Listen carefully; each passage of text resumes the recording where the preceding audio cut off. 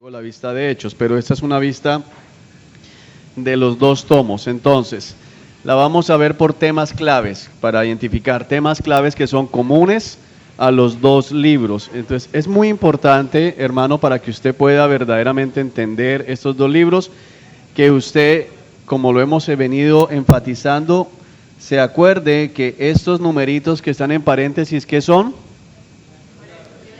Son citas bíblicas para su estudio en casa. De hecho, algunos nos han venido sugiriendo que pongamos la pregunta de si usted ha leído los libros, las citas que están en el paréntesis para poder avanzar. Declaro delante de Dios que leí las citas que están en el paréntesis de la guía. ¿Cuántos se tendrían que volver? Hermanos, hay que hacerlo. Bueno, temas claves. El plan soberano de Dios. Lucas nos presenta en sus dos volúmenes el plan soberano de Dios de varias maneras. Primero, este plan es necesario. Entonces vamos a escuchar la expresión es necesario para lo que está haciendo el Señor Jesucristo, lo que está pasando con Él, los eventos que se dan a su alrededor. Dice, es necesario para que se cumpla lo que está en las Escrituras, es decir, para que se cumpla el plan soberano de Dios. Miremos un ejemplo, Lucas capítulo 2, Lucas 2, 2:49, Lucas 2:49.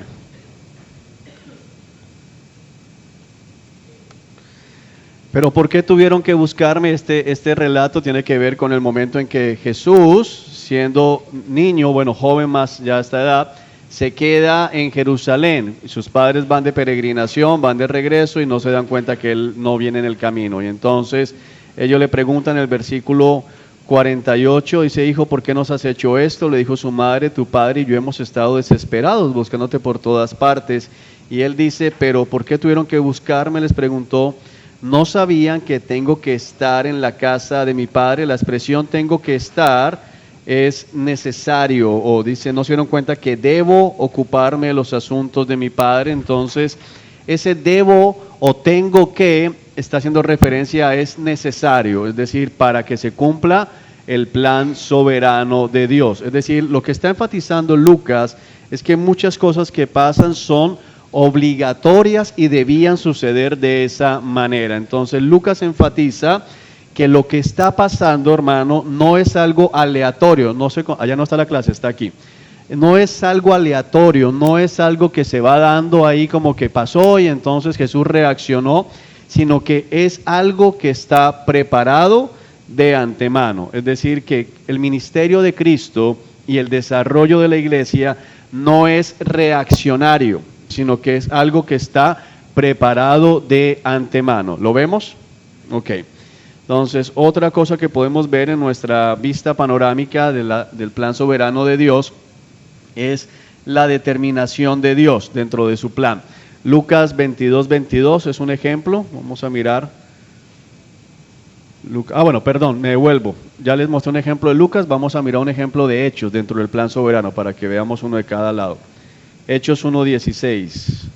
Para que estamos haciendo la vista de los dos.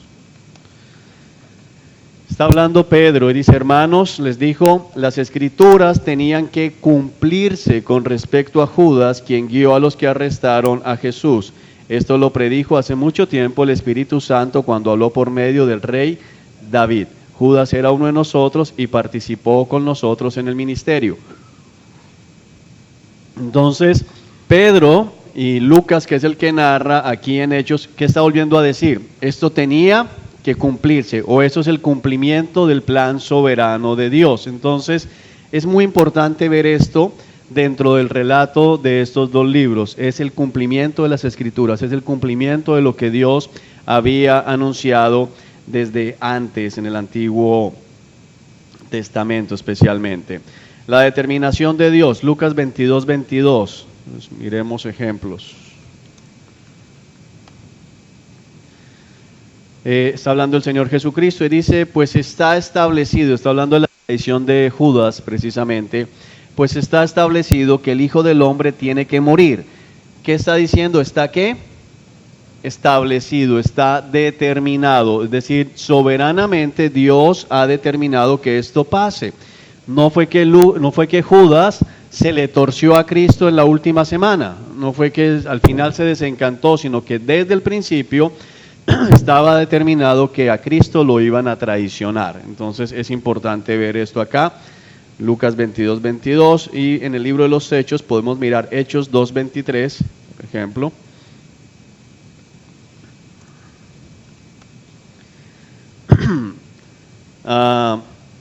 Pueblo de Israel, miremos desde el 22, escucha, Dios públicamente aprobó a Jesús de Nazaret al hacer milagros poderosos, maravillas y señales por medio de él, como ustedes bien saben.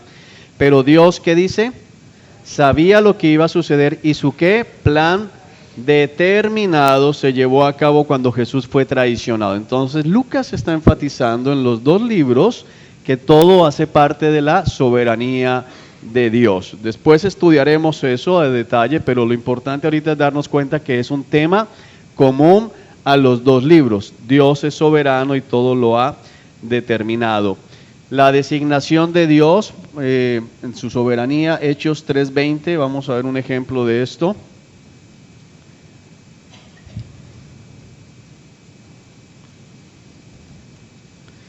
Entonces de la presencia del Señor vendrán tiempos de refrigerio y Él les enviará nuevamente el Mesías designado para ustedes. Entonces vemos que Dios tiene un plan y Él sigue siendo soberano. Jesús se fue, pero Jesús otra vez volverá. Entonces Lucas está hablando de la soberanía de Dios en lo que se ha cumplido y la soberanía de Dios en lo que va a suceder. Son temas comunes en los dos tomos. Bueno, el cumplimiento de las Escrituras ya lo vimos, pero usted tiene aquí otros textos desde aquí. Otro tema común es la salvación. Lucas habla mucho de la salvación y es importante recordar que a quién va dirigido el libro, a gentiles, que no estaban incluidos dentro del pueblo de Dios originalmente hablando. Entonces se habla mucho de la salvación. Miremos Lucas 1:47.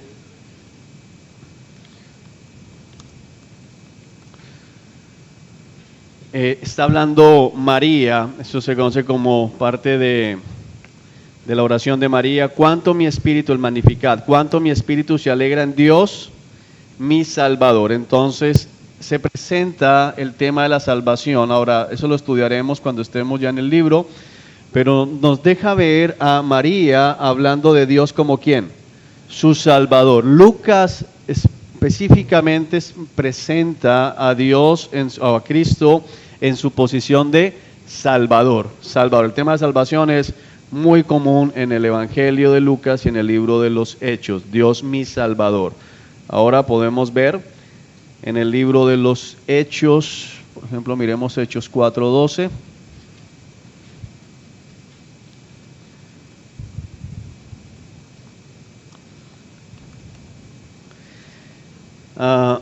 En ningún otro, está hablando de Jesús, esto es discurso de Pedro, en ningún otro hay que salvación. Dios no ha dado ningún otro nombre bajo el cielo mediante el cual podamos ser salvos. Entonces el tema de cómo ser salvos, el tema de Dios salva es un tema importante en los dos libros y es común, todo se va desarrollando apuntando a Dios salva, Dios salva. Entonces Jesús es el cumplimiento de la promesa de salvación hecha en el Antiguo Testamento, es lo que tenemos que estar viendo en nosotros en este libro. Entonces vemos el tema de salvación, vemos el tema de el Señor, entonces eso es más sencillo de ver, no vamos a entrar. Vemos a Lucas refiriéndose a Cristo como el Señor, lo vemos en Hechos hablando de la misma manera, si confiesas con tu boca que Jesús es ¿quién? El Señor. Entonces ese tema es frecuente en los dos libros. La muerte, resurrección y ascensión de Jesús en los dos libros está. Y recuerde que de los 4 evangelios, Lucas es el único que narra la ascensión al cielo de Jesús. ¿Y cómo inicia el relato de Hechos? Está Jesús hablando con sus discípulos, se les aparece por 40 días en diferentes ocasiones y luego, ¿qué pasa? Es llevado al cielo a la vista de ellos. Entonces cierra Lucas con la ascensión de Cristo e inicia Hechos con la ascensión de Cristo. Entonces el tema de muerte, resurrección y ascensión de Jesús es común a los dos lados. Los discursos de Pedro, iniciando, si usted ya leyó, los primeros discursos de Pedro apuntan a dónde. Ustedes mataron al Mesías, ustedes mataron al Hijo de Dios. Él resucitó y ha subido al cielo. Ahora Dios lo ha exaltado. Entonces es un tema común en los dos libros. La obra del Espíritu Santo, desde el inicio, podemos ver Lucas 1:15.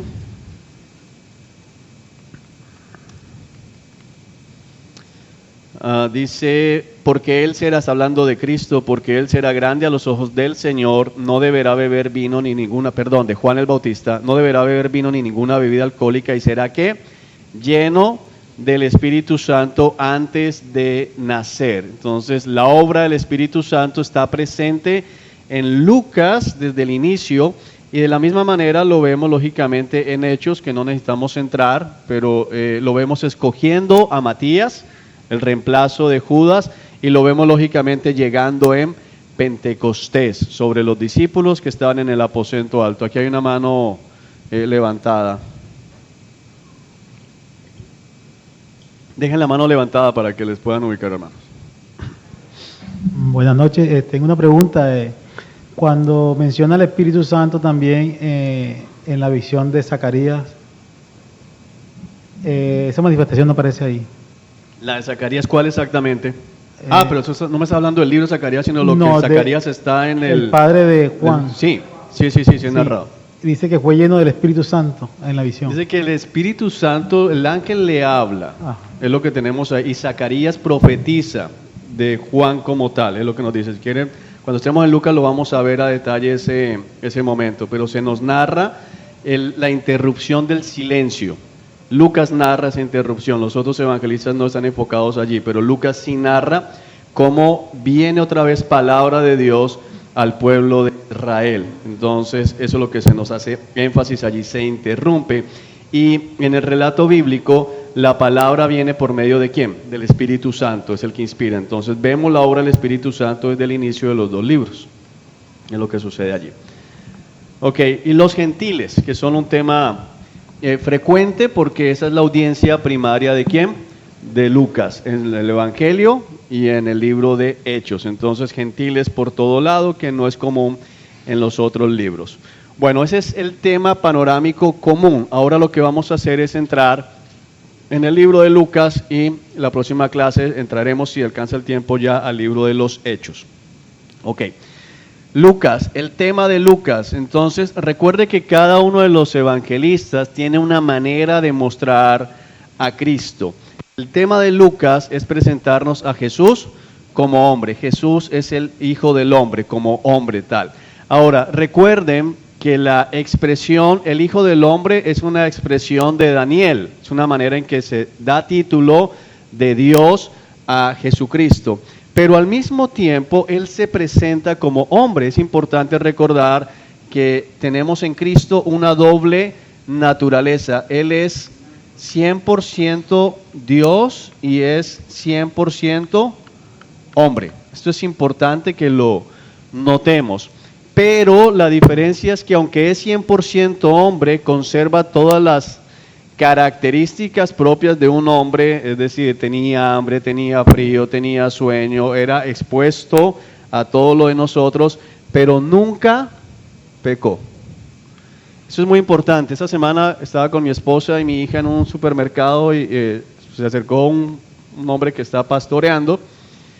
Conocimos en algún momento y bueno, cuando llegué mi hija me estaba diciendo, mira, este loco le estaba diciendo a Sarita que Jesús sí pecó y que tuvo que corregirlo María.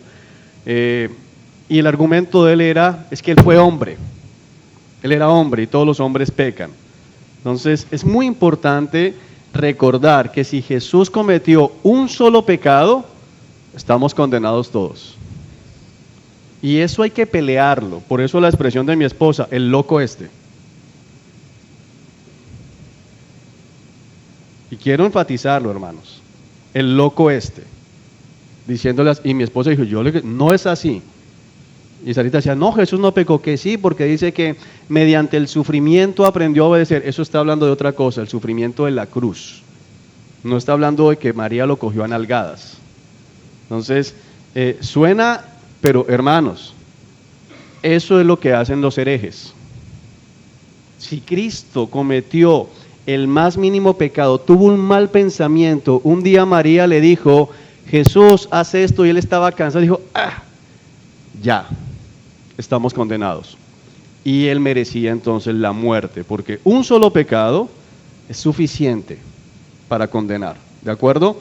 100% hombre, pero el punto es que no pecó y por eso nos puede representar como el segundo Adán. Eso lo estudiaremos en el libro de Romanos. Entonces, no vaya a permitirnos, bueno, no sabe, pues tal vez, eso es misterio de Dios, no hay ningún misterio. Jamás pecó, sin pecado, el hombre perfecto, ¿de acuerdo? De hecho, una de las cosas que Lucas va a hacer es mostrarle a los griegos que estaban siempre buscando la perfección del hombre, buscando el hombre perfecto, por eso los griegos se movían tanto también en los deportes, buscando la perfección del cuerpo, estaban tan dados al ocultismo y al intelectualismo, buscando la perfección intelectual, la perfección espiritual, y Lucas les va a proveer el hombre perfecto, que es Dios mismo. Entonces, Cristo es 100% hombre y muere por nuestros pecados en representación nuestra, y al mismo tiempo es Dios, porque solo Dios puede salvar. Entonces, solo el alma que pecare morirá. Entonces, ¿quién tiene que morir? Un hombre. Y solo Dios puede salvar. Entonces, en la cruz estaba el Dios hombre. Amén. Sin pecado, hermano. No ceda un pedacito ante eso. Y no sea polite, no sea buena. No, qué pena decir no. No, Señor. Jamás pecó. No, que no pecó. Jamás. Y hay que pararlos ahí, herejes. ¿Ok? Bueno. Yo usualmente no soy así, los de la clase de Luis, pero esa parte tiene que quedar claro. Propósito. ¿Cuál es el punto de Lucas? Lucas lo que quiere es mostrarnos un relato histórico. Recordemos que lo hablamos en la primera parte de la clase. Pablo está escribiendo cartas teológicas. Lucas nos está dando un relato histórico, cronológico de la vida y ministerio del Señor Jesucristo, con el propósito de que ellos tuvieran confianza en el evangelio que estaban creyendo. Es decir, ustedes no se han equivocado, este Jesús al que Pablo les ha predicado es Dios, es lo que está haciendo. Entonces les muestra cómo vino al mundo. Por eso para Juan no es tan importante la encarnación. Juan llega inmediatamente diciendo que en el principio era el verbo. Pero Lucas comienza a contar cómo fue la encarnación, qué fue lo que pasó, enfatizar que, eso no fui yo, enfatizar que María era virgen cuando queda embarazada. Entonces está contando todos estos detalles, hablando de Juan, brincando en el vientre de su madre Isabel cuando llega María, y la otra declara el honor de que la madre de mi Salvador venga a verme. Entonces Lucas está presentando esto para que los nuevos convertidos gentiles no tengan miedo, sino que cobren confianza en, bueno, no estamos locos, no nos engañaron, estamos creyendo en el que tenemos que creer. Es básicamente esto. Y para eso presenta su relato bien ordenado. Entonces, un resumen de Lucas. Usted va a tener su guía, así que no voy a insultar su inteligencia leyéndolo, pero más o menos, ¿qué podemos ver? Es el relato más rico en los detalles históricos acerca de la vida temprana de Cristo Jesús, el ministerio como tal.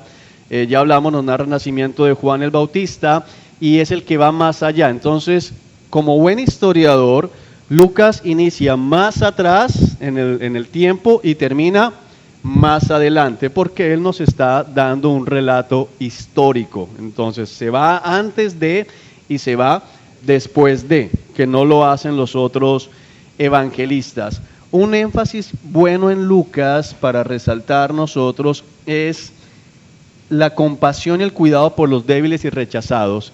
Algunos que son partidarios del evangelio social, el cual, dicho sea de paso, es una desviación del verdadero evangelio, porque termina en un evangelio de obras, termina en salvación por obras, el evangelio social.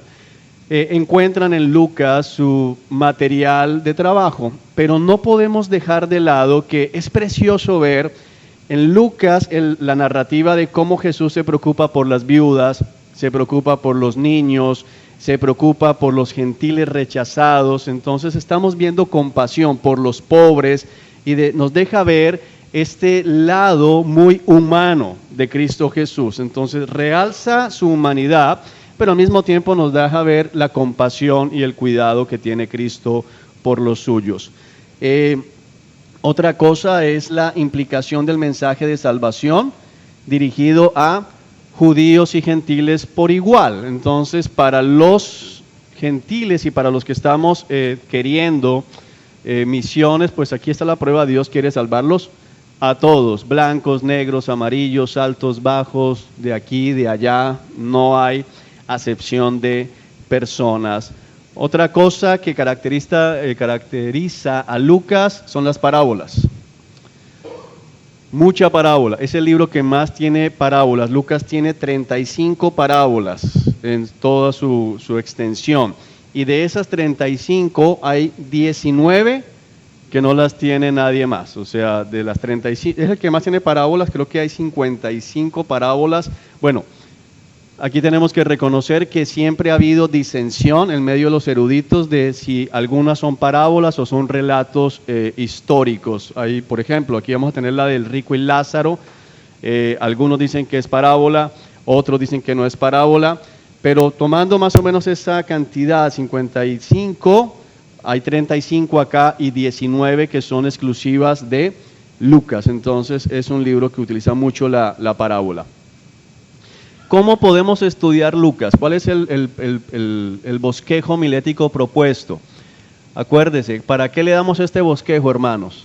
Si usted está enseñando ese libro en su iglesia, si usted quiere estudiarlo en casa más adelante, si usted se lo quiere enseñar a sus hijos, esta división es una manera sencilla de acercarse al libro. Entonces, tenemos el prólogo del Evangelio, capítulo 1 al 4, que nos da el propósito. Luego la venida de Jesús, del 1:5 a 4:13.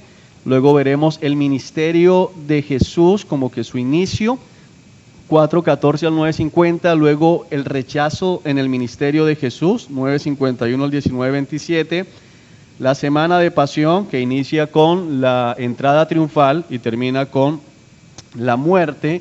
Y por último, el triunfo final, resurrección y ascensión en el capítulo 24. Entonces, es la manera en que podemos y vamos a estudiar el libro de Lucas. Entonces, bueno, permítanme, antes de que se me olvide, el mapa que quería que ustedes vieran para entender un poco. Este mapa es el Imperio Romano en la época de Cristo. La línea roja son las fronteras del imperio. Entonces, todo esto que está por dentro es lo que era el Imperio Romano en época del Señor Jesucristo. Habían carreteras por todo lado. Entonces vamos a ver a Pablo en algunos momentos viajando por todo esto. En barco era seguro viajar. Todo eso facilitó la llegada o el avance del cristianismo. Y solo por darles una idea, lo que está en verde es el imperio. En el siglo I, todos los punticos rojos tenían iglesias. Siglo I. Entonces, no fue cualquier cosa. A veces nos imaginamos que Pablo evangelizó Ciénaga, Tasajera y Pueblo Nuevo. Fue lejos, fue todo el imperio. Por eso cuando usted lee en el libro de Hechos que han llenado y que han trastocado, y que es porque lo hicieron. Todos los puntos rojos son primer siglo, y todos los puntos rojos más los negros son mitad del segundo siglo, iglesias cristianas.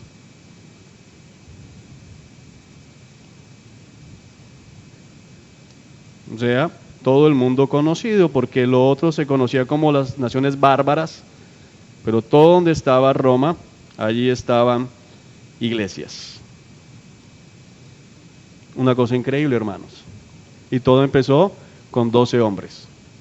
Bueno, vamos después a estudiar mucho eso en misiones, pero como para que se hagan idea, y luego iremos a los mapas a ver cómo fueron llegando a todo eso. Pero quisiera que cuando lea Hechos lo lea con esto en mente. Ahora, no habían aviones, y sí, habían carreteras, pero esos hombres, se cree siempre que Pablo o iba a pie o iba en barco, pero el resto iba caminando y muchas veces apedreado, y vamos a ver todo eso. Pero es increíble que después de la persecución hayan llegado a todos estos lugares. Lo que era la religión en un lugar apartado, aquí está Jerusalén, haya logrado llegar a todo lugar donde llegó. La única explicación es, esto es de Dios.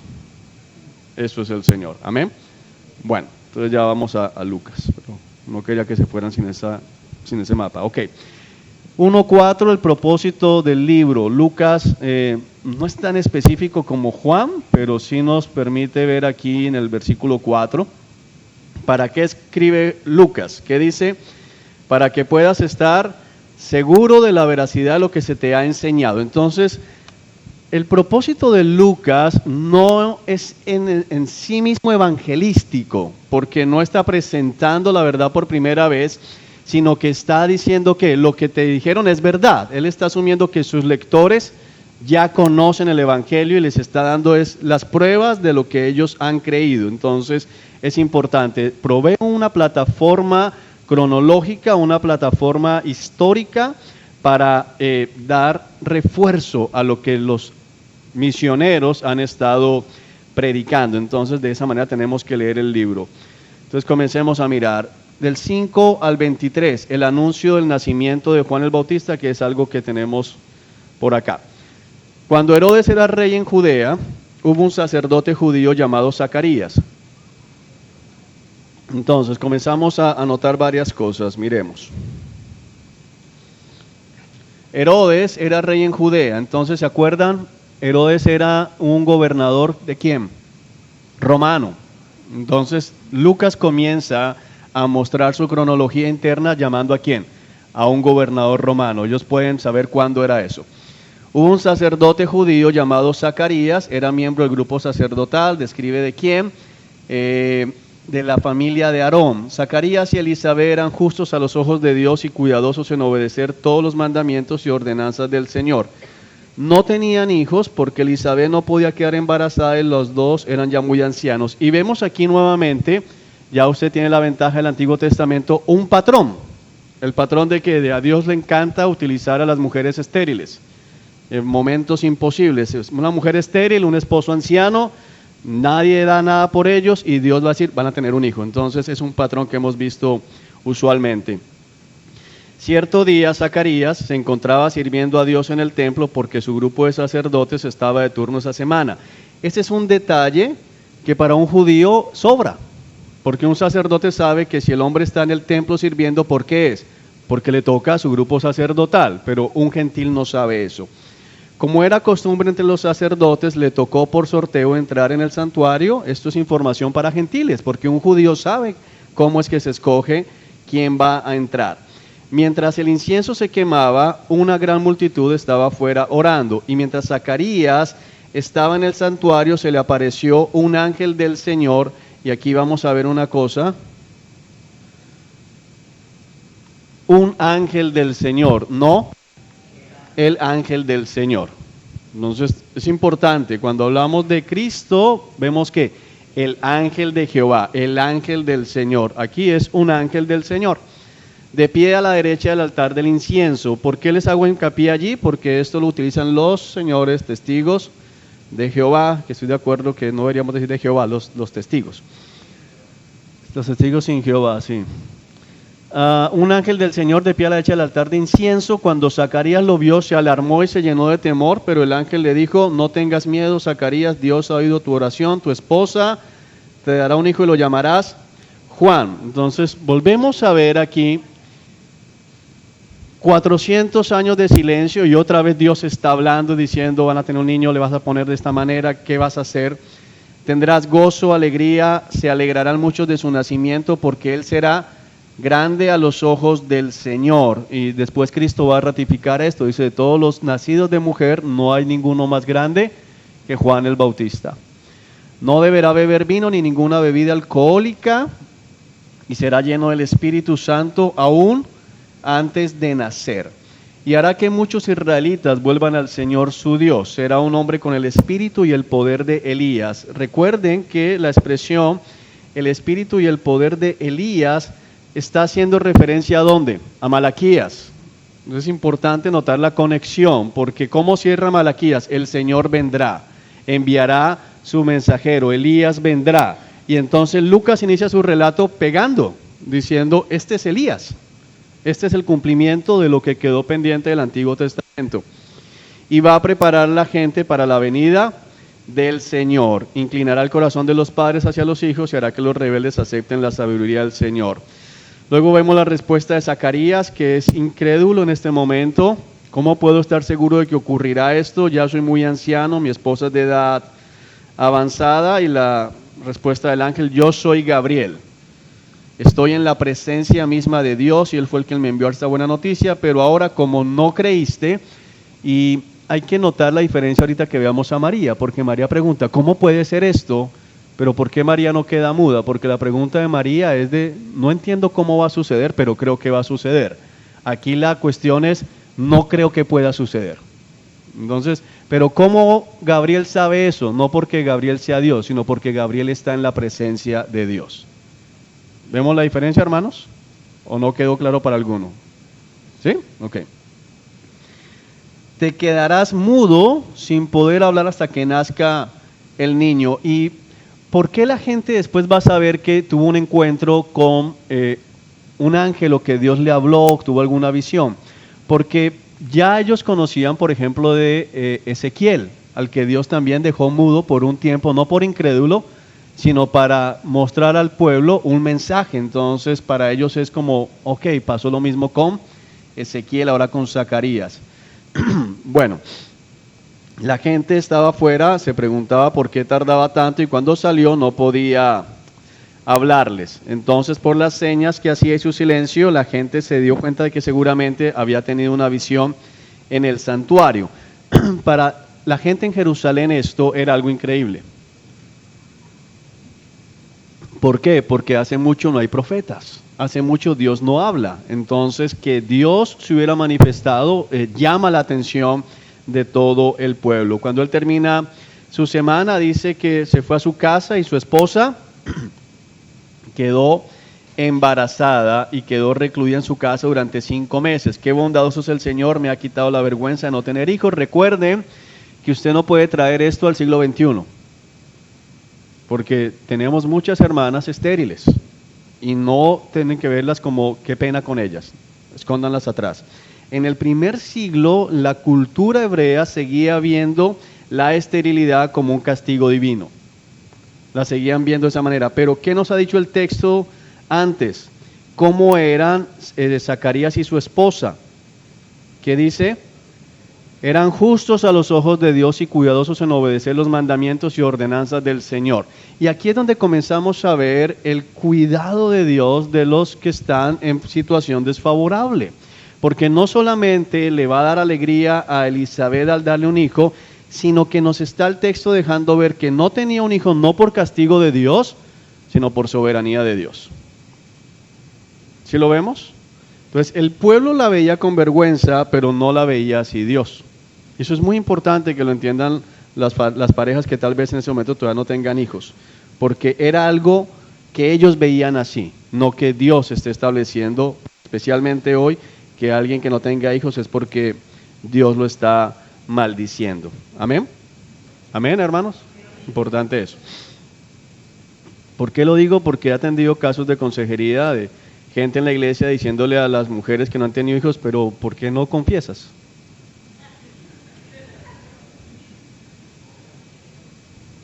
Hermana, haga una vigilia. Hermana, ¿será que su fe está ahí? Usted necesita más fe. Es bueno que seamos prudentes y cerremos la boquita, porque no es lo que está diciendo Dios aquí en la Escritura. Amén. Bueno, sigamos. Anuncio el nacimiento de Jesús, es el otro tema, pero allí me voy a ir especialmente al Magnificat de María. Entonces se anuncia el nacimiento de Juan y vamos a ir al nacimiento. Bueno, cuando Elizabeth estaba en su 6º mes de embarazo, Dios envió al ángel Gabriel, que es el mismo, a Nazaret, a una aldea de Galilea. Otra vez un detalle que no necesitaría un judío. Allá hay una mano levantada. Buenas noches. Pastor, una pregunta. Cierta vez escuché una prédica sobre esto, diciendo de que el relato de Lucas tenía que ver, o sea, tenía que describir a Elizabeth por el tiempo del embarazo para saber en qué mes nació el Señor, porque era prima de María. O sea, ¿qué tan cierto era esto o no? No sé, bueno, te puedo decir que no es necesario, porque Lucas y los otros evangelios nos proveen con exactitud el tiempo del nacimiento, porque hubo un censo. Es decir, no necesito saber cuántos meses de embarazo tenía Elizabeth para poder saber en qué mes nació Cristo, porque se dio un censo y Cristo nace entre marzo y abril. Cristo no nace en diciembre. Perdón, otra pregunta. Y tiene que ver, o sea, yo entiendo que es soberanía de Dios, porque Dios es soberano, pero tenía que ver algo que fuera parienta de María, esta Elizabeth. No sabemos, la Biblia no nos dice nada de eso, nos dice es que son de sacerdotes, eso sí es importante, pero no nos dice que era necesario que fuesen parientes. De hecho, más adelante el relato nos deja ver que aparentemente no fueron muy cercanos Juan y Jesús en su crecimiento como tal, y que aún Juan no sabía que ese iba a ser el Mesías, porque el Señor se lo revela cuando lo está bautizando. Entonces, el punto, de pronto aprovecho la pregunta tuya para volver a hacer un llamado. Tenemos que esforzarnos en ser bíblicos, porque es que nos encanta inventar cosas. Entonces a todo le queremos sacar un mensaje, y no se trata de eso. Al 6º mes es el mes de salir de la casa, o una mujer debería estar 5 meses cuidándose y luego salir cuando está embarazada, por eso es que pierden los bebés. Yo he escuchado cada cosa. Entonces el texto es el que habla. El texto, hay que dejar que la Biblia hable. Necesitamos Biblia y menos creatividad. Muchas gracias. ¿Okay? Bueno, se acerca una virgen llamada María. Entonces el punto importante de Lucas aquí es que esa joven es virgen. Es lo primero que él va a mostrar, es virgen. ¿Por qué? Porque es un milagro lo que vamos a atestiguar. Ella estaba comprometida para casarse con un hombre llamado José, descendiente del rey David. Es decir, estaba desposada, no estaba casada, estaba desposada, que era como una suerte de compromiso civil, como si hubieran casados por lo civil, pero todavía no vivían como pareja, no vivían en la misma casa. Gabriel se le apareció y le dijo: saludos, mujer favorecida, el Señor está contigo. No nos gusta muchas veces a los cristianos la frase original, bendita eres entre las mujeres, pero eso es lo que dice el texto griego.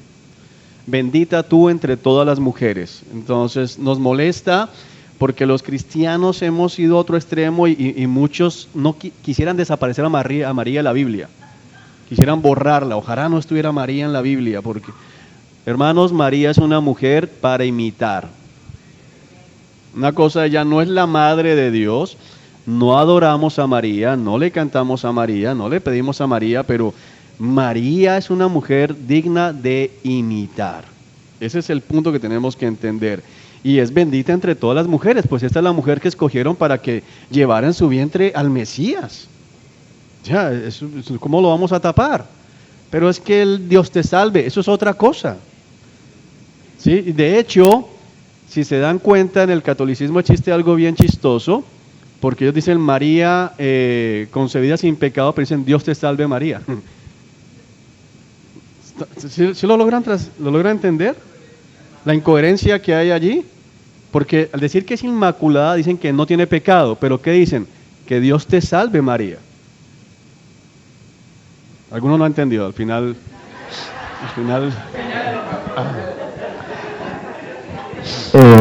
Bueno, pastor, o sea, podríamos tomar el ejemplo, porque es que muchos predicadores, cuando predicamos, siempre enfocamos la vida de los hombres de Dios, como Pablo, como Jeremías, como Isaías. Podemos ser predicadores que también enfoquemos la vida de María. Yo lo he predicado. Exactamente. Cuando llegas al texto, yo predico y lo he enseñado. María es digna de imitar. Ojalá tuviéramos aquí todas las mujeres con la disposición de María. Y aún voy más allá, los hombres con la disposición de María. ¿Por qué? Porque aceptar lo que Dios está diciendo ponía a María en la posición de ser apedreada. O sea, es que somos rápidos para leer. Pero María va a decirle a su esposo, su prometido, José: estoy embarazada del Espíritu Santo. Ok.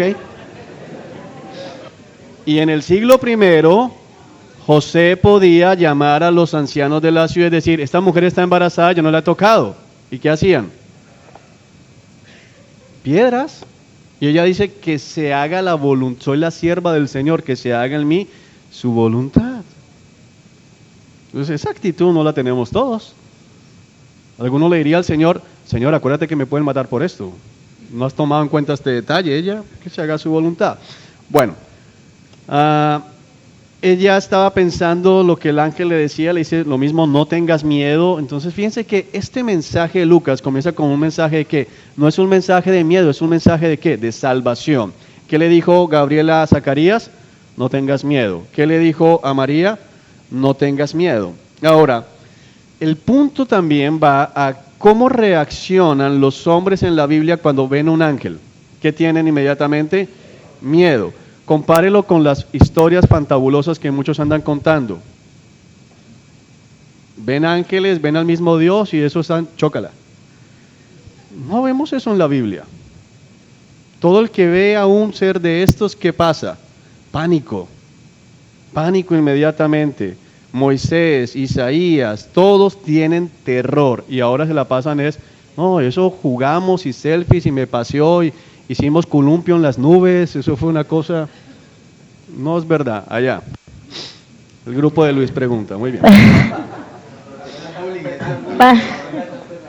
Pastor, otra pregunta, o sea que en este tiempo el Señor no se manifiesta a través de los ángeles.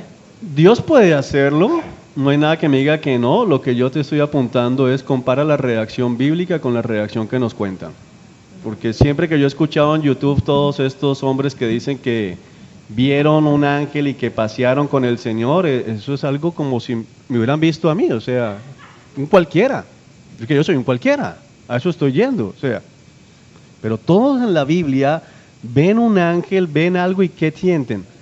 Pánico, se desmayan, muertos, o sea, son tan asombrosos que el apóstol Juan en Apocalipsis se postra 2 veces a adorar al ángel.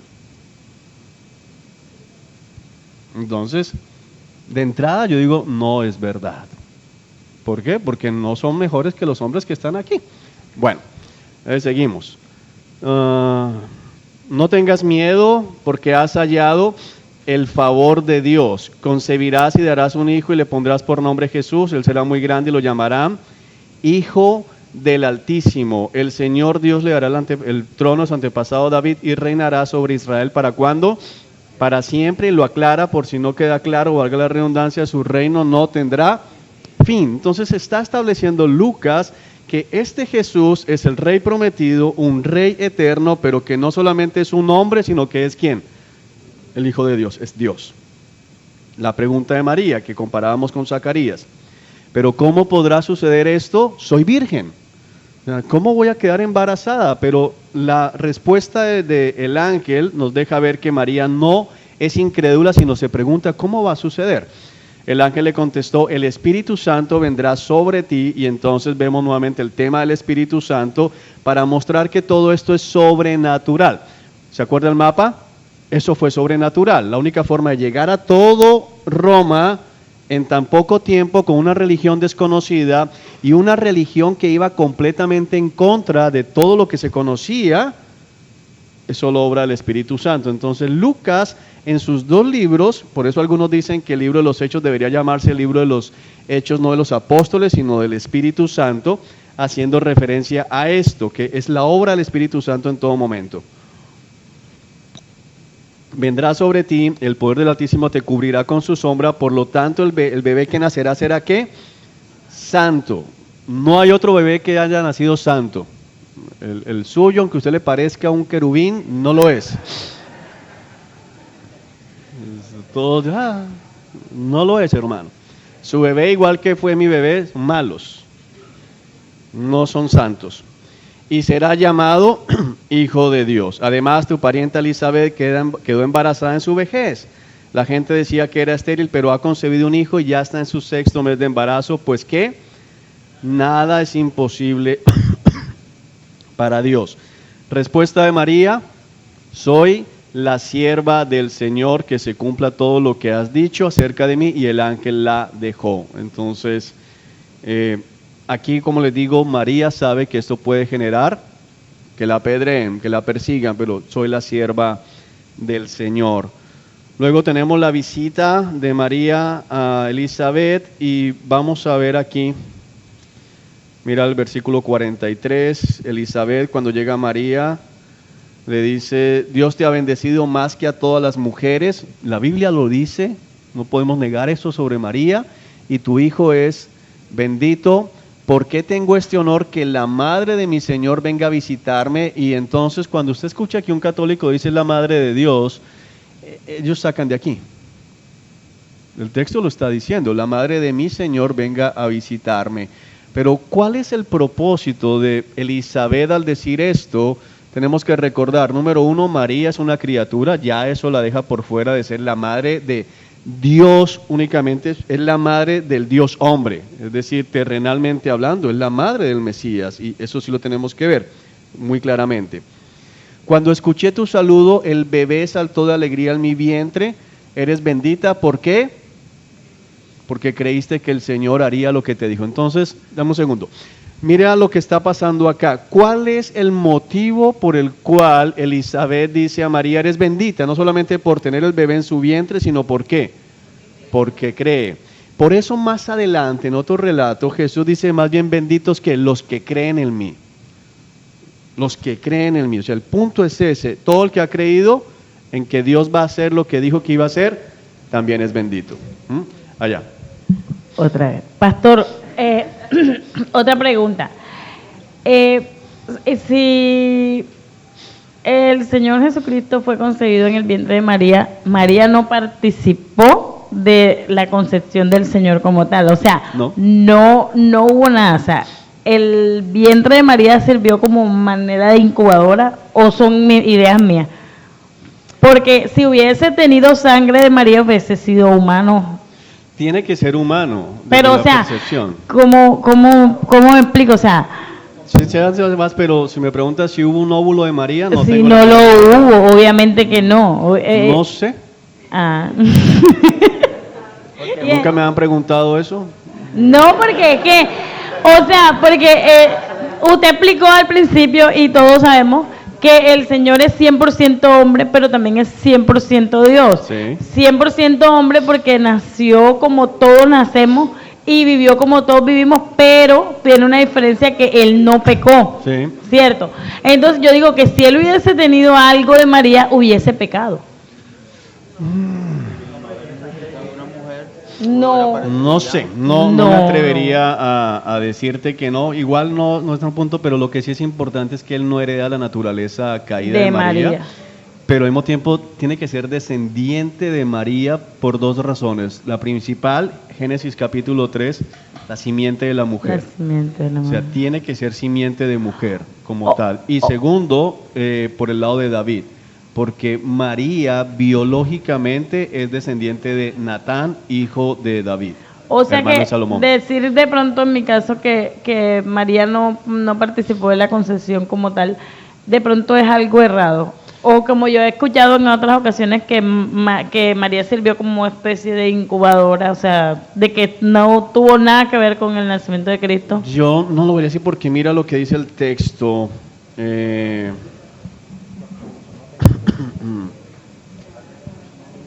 Dice aquí,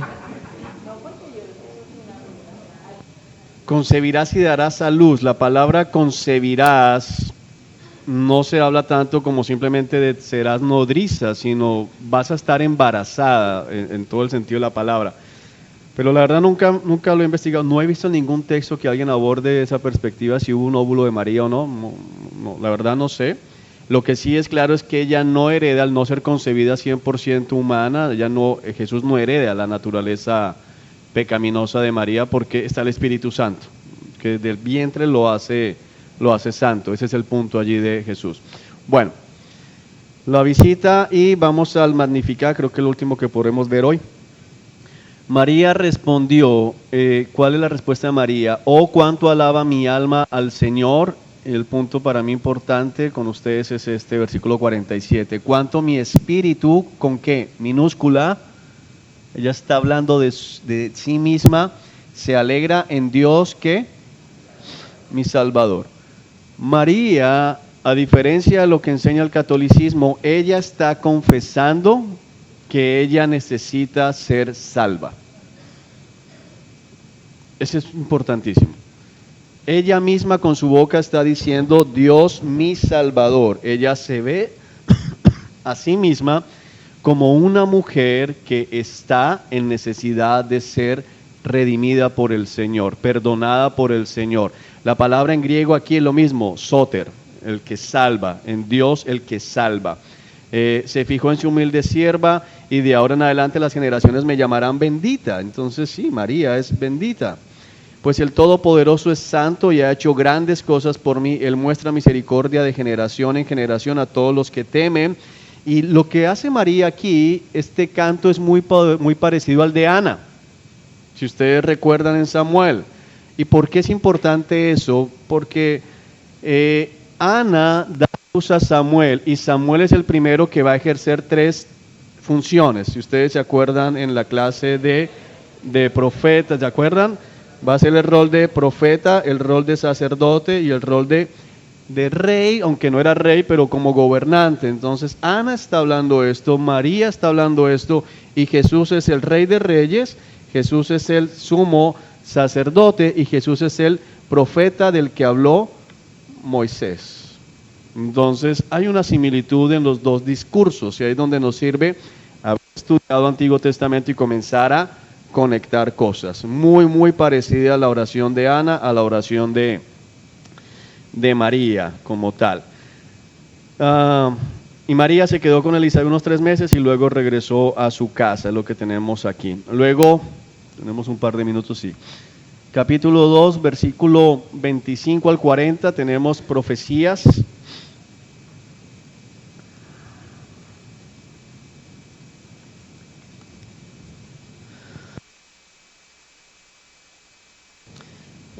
Están llevando a Jesús después, dice 8 días después cuando el bebé fue circuncidado, o sea que aquí, ¿por qué pone esto Lucas también? Porque Jesús cumplió con toda la ley, aún esta parte de la circuncisión. Él no necesitaba eso porque Él es Dios, pero Él cumple con todo. Le ponen por nombre Jesús, el nombre que había dado el ángel antes de que el niño fuera concebido. Llegó el tiempo de la ofrenda de purificación, como exigía la ley de Moisés después del nacimiento del niño. Así que sus padres lo llevaron a Jerusalén para presentarlo al Señor. La ley dice, si el primer hijo de una mujer es varón, habrá que dedicarlo al Señor. Así que ellos ofrecieron el sacrificio requerido en la ley del Señor, que era un par de tórtolas o 2 pichones de paloma. Permítanme, que es muy importante esto. Dice Levítico 12:8, que es la cita que está allá, si a la mujer no le alcanza para comprar un cordero, porque es pobre, deberá llevar un par de tórtolas o 2 pichones de paloma, uno para la ofrenda quemada y otro para la ofrenda de purificación. El sacerdote lo sacrificará para purificarla a ella y quedará ceremonialmente pura. ¿Por qué es importante esto? ¿Qué está mostrando Lucas acá? Jesús estaba en una casa pobre. Porque esto es lo último. O sea, si no tiene para eso, compra eso. Y si son muy pobres, ok, que lleve un par de pichones de paloma. Entonces, para los que dicen que Jesús era rico en todo, no han leído el Evangelio de la Prosperidad, no ha leído el Evangelio, ¿ok? Porque es falso, es un evangelio falso. 2 pichones de paloma y establece es pobre. María y José eran pobres. Ser carpintero no daba para ser rico en la Jerusalén del siglo I y creo que tampoco en la Jerusalén del siglo XXI, ni en la Barranquilla del siglo XXI. En ese tiempo había en Jerusalén un hombre llamado Simeón. Era justo y devoto y esperaba con anhelo que llegara el Mesías y rescatara a Israel. El Espíritu Santo estaba, ¿qué dice? Sobre él. Importante. Porque Lucas después nos va a mostrar en Hechos 2 que el Espíritu Santo está ¿dónde? En las personas. Ya no está sobre, sino va a estar en. Entonces hay un cambio. Todavía está sobre las personas. Y le había revelado que no moriría sin antes ver el Mesías del Señor. Ese día el Espíritu lo guió al templo. Entonces, si se dan cuenta, Lucas en los 2 libros muestra que todo lo guía ¿quién? El Espíritu. El Espíritu va cuadrando todo. Guía para acá, cruza por este lado, acércate al carruaje, ve para esto. Esto es muy importante porque la iglesia del siglo XXI tiene que entender que debe ser guiada por el Espíritu. Igual. De manera que cuando María y José llegaron para presentar al bebé Jesús ante el Señor, como exigía la ley, Simeón estaba allí, tomó al niño en sus brazos y alabó a Dios diciendo: Soberano Señor, permite que ahora tu siervo muera en paz como prometiste. He visto ¿qué? ¿Qué es el tema? He visto tu salvación. Por otro lado, hay un detalle aquí pequeño. ¿Tomó a quién? Al niño en sus brazos. ¿Y qué enfatiza entonces Lucas acá? Jesús era hombre. Es un niño, no está levitando, ni está flotando, ni nada. Algunos se imaginan que Jesús en la casa tendía la cama, o si algún niño lo molestaba. No, él no estaba, ¿qué hay de desayuno? Eso, no quiero eso. Y aparece, él no estaba haciendo eso, él crece como hombre. Es muy importante, aquí es un niño que necesita ser cargado. Es bien lo que nos va a decir el libro de la carta a los Hebreos. Alabó a Dios diciendo: Soberano Señor. Entonces vuelve a lo mismo. Simeón, lleno del Espíritu Santo, ¿qué va a decir? Soberano Señor, permite ahora que tu siervo muera en paz como prometiste, porque he visto tu salvación. Entonces, ¿qué está diciendo Lucas a los gentiles? Jesús es la salvación de Dios. Y es lo que tenemos que entender nosotros. Jesús es la salvación nuestra. La que preparaste para toda la gente. Es una luz para revelar a Dios. ¿A quiénes? A las naciones. Entonces, estamos en Jerusalén, estamos en el templo, y sin embargo el Espíritu Santo, ¿qué dice? Luz para quiénes, no solo para los judíos, sino para las naciones. Mateo se enfoca en los judíos, pero Lucas, naciones, es lo que vemos de diferencia. Y al mismo tiempo, y es la gloria de tu pueblo Israel, pero el énfasis es naciones. Los padres de Jesús estaban asombrados de lo que se decía de él. Luego Simeón les dio su bendición y le dijo a María: este niño está destinado a provocar la caída de muchos en Israel, pero también será la alegría de muchos otros. Fue enviado como una señal de Dios, pero muchos se le opondrán. Como resultado saldrán a luz los pensamientos más profundos de muchos corazones, y una espada atravesará tu propia alma. ¿Qué está anticipando aquí Simeón? La muerte. Y entonces hay un tema común: soberano. O sea, desde el principio estaba cuadrado que Jesús iba a morir. No lo mataron porque se salió de las manos, sino que estaba programado. Y a renglón seguido, recuerda, hermano, que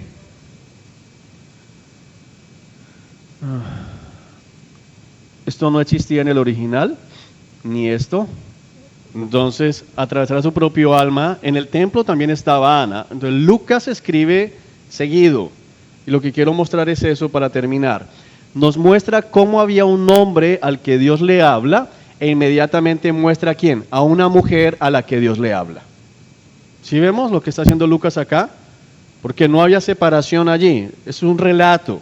La carta que recibe Teófilo dice: Simeón le dice a María: y una espada atravesará tu propia alma. En el templo también estaba Ana, una profetisa muy anciana. Entonces nos muestra a Dios hablándole a un hombre y a una mujer.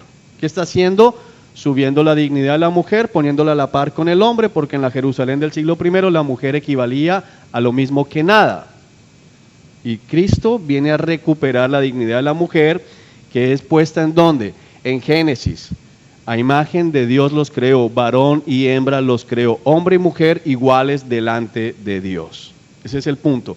Roles diferentes, pero iguales delante de Dios. ¿Ok? También estaba Ana, esta profetisa, dice que era hija de Fanuel de la tribu de Aser. Esto es interesante, no es fundamental, pero es interesante, porque, a ver qué tan buenos se acuerdan de Antiguo Testamento. ¿Cuáles son las tribus que deberían estar nomás en Jerusalén? Pero ahora tenemos que Aser, y Aser era las tribus del norte. Eso que nos muestra que hubo gente del norte que se vino para el sur. Entonces nos deja ver eso. Su esposo había muerto cuando solo llevaban 7 años de casados. Después ella vivió como viuda hasta la edad de 84 años. O sea, esta era una mujer que se la pasaba orando. Después ella vivió como viuda hasta esa edad, nunca salía al templo. Ahora, esto es una hipérbole. No es que ella, porque no la dejaban dormir en el templo. Lo que está diciendo es, se la pasaba en el templo. O sea, iba a dormir y ¿qué hacía? Al templo. sino que permanecía allí de día y de noche adorando a Dios en ayuno y oración. Y me gustaría aclarar esto no aplica para una mujer casada con hijos o casada, porque yo he escuchado a algunos líderes diciendo a las mujeres, tienen que ser como Ana, todo el día en la iglesia, y el almuerzo del marido, que haga ayuno, hermana. No, esto era ella porque ella no tenía ni hijos ni esposo. ¿Ok? De resto, el ministerio, una mujer principal, ¿dónde está? En su casa. En su casa. Repitamos, ¿dónde está? En su casa. Bueno. Llegó justo el momento en que Simeón hablaba con María y José. Miren esto, cómo lo pone Lucas. ¿Llegó cuándo? Justo en el momento. ¿Y eso que vemos? Dios soberano. No llegó ni antes ni después, justo en el momento. Y comenzó a alabar a Dios y habló del niño a todos los que esperaban que Dios rescatara a Jerusalén. Entonces vemos, hermanos, a Lucas poniendo a la mujer en esa posición también de igualdad con Simeón. Tiempo fuera, así que si Dios permite, el próximo lunes continuamos con Lucas y empezamos el libro de los Hechos. Vamos a orar y nos vamos. Amado Señor, Dios Todopoderoso.